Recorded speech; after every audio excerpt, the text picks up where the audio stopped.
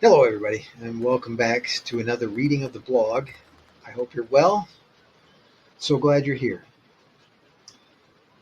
Today's title is Why is the World Upside Down? This may be useful.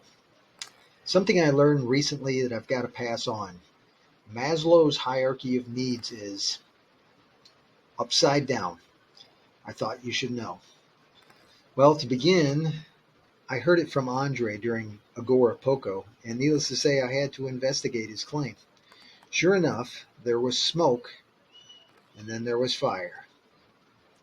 Are you losing a great deal of respect for anyone the system has put on a pedestal yet?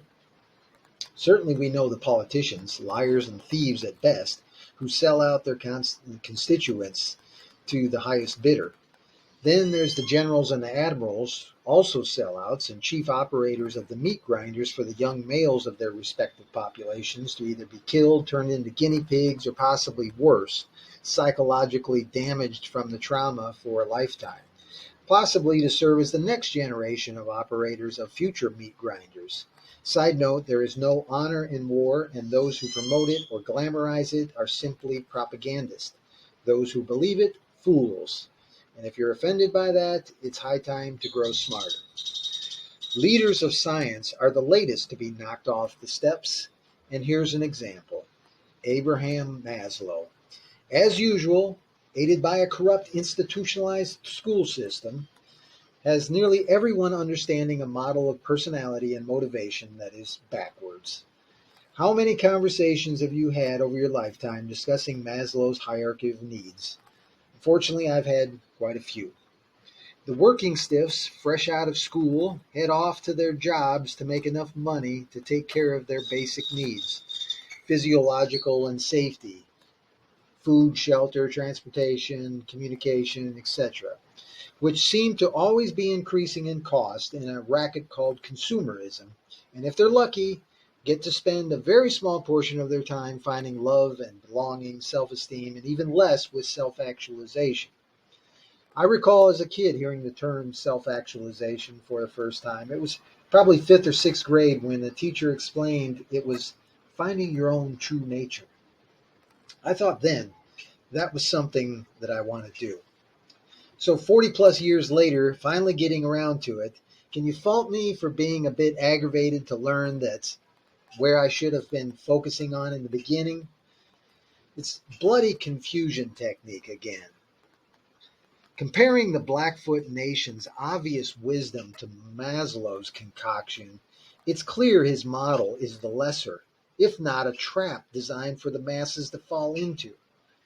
Who is checking this shit? Isn't the whole field of psychology, all those PhDs and universities worried to get a black eye for misleading people for 60 plus years? Apparently not. To add even further to this ridiculous, even Maslow didn't like his model and changed it.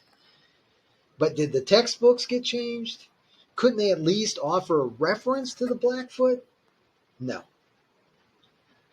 I won't try and rehash research already done on this subject. You can find a number of references, even Googling the topic at the present moment.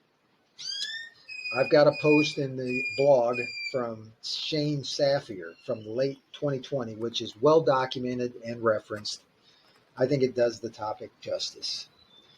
Anger, disbelief, disregard, apathy may be some of the options people who are confronted with this information may have.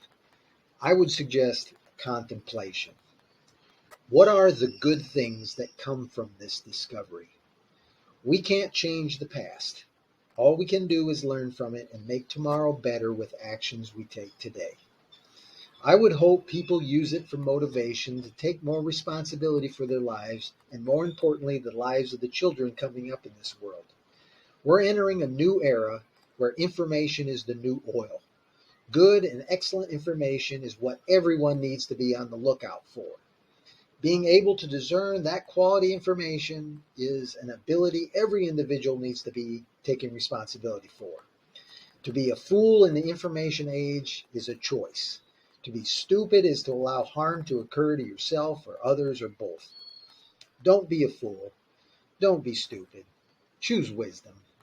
The Blackfoot Nation has provided all of us with some powerful wisdom. Are you willing to use it? Take note of the wisdom of the Blackfoot. The symbol they used for the good life was also what they lived in and contributed to the landscape. In psychology, a visual mega anchor.